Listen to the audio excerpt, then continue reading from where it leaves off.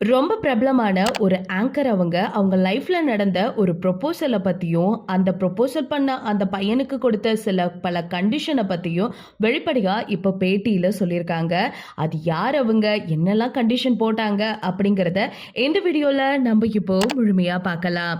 விஜய் தொலைக்காட்சி அப்படின்னு சொன்னாலே நெறைய பேர வெளிக்கொண்டு வந்த ஒரு மிகப்பெரிய சேனல்னு சொல்லியே ஆகணும். அப்படி அந்த சேனல்ல டெலிகாஸ்ட் ஆன பாரதி கண்ணம்மா அப்படிங்கிற சீரியல் மூலமா ரொம்பவே ஃபெமிலியரா ஆன ஒரு பெர்சன்னா அதுல நம்ம ஃபரீனாவ கண்டிப்பா சொல்லியே ஆகணும். இவங்க ஒரு பக்கம் ஆங்கரிங் ஃபீல்ட்ல இருந்துட்டு இருந்தாலும், அடுத்த பக்கம் நடிக்கிறதுல மிகப்பெரிய கான்சன்ட்ரேஷன உள்ள திணிச்சுட்டு தான் இருந்தாங்க.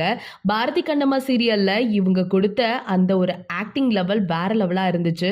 முக்கியமா வில்லி கேரக்டர அடிச்சுக்கவே முடியாது. அதுக்கப்புறம் ரொம்பவே பிஸியா ஒரு பக்கம் சீரியலா இருக்கட்டும், இன்னொரு பக்கம் நெறைய ஷோக்கு ஆங்கரிங்கா இருக்கட்டும், பயங்கரமா பண்ணிட்டு இருந்தாங்க.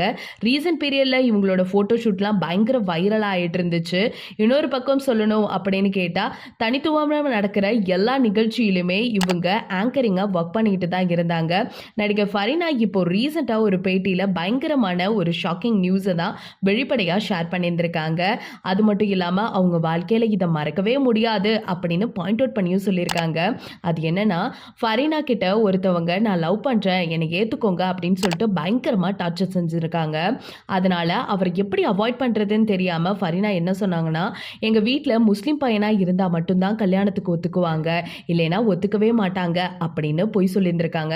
உடனே அந்த பையன் என்ன பண்ணாரா, மருத்துவமனைக்கு போய் முஸ்லிம் பசங்கள்லாம் செய்வாங்கல அந்த சுன்னத்தை போயிட்டு செஞ்சுட்டு வந்தாராமா.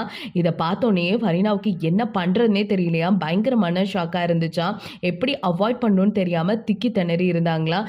ஆனா ஒண்ணுப்பா, இந்த லவ் ப்ரொபோசல்ல இப்பயும் என்னால மறக்கவே முடியல அப்படின்னு ஓப்பனாவே சொல்லியிருக்காங்க.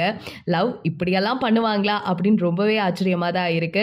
ஸோ இந்த செய்தியை பத்தி நீங்க என்ன நினைக்கிறீங்க அப்படிங்கிறத மறக்காம நம்ம கமெண்ட் செக்ஷன்ல ஷேர் பண்ணிக்கோங்க.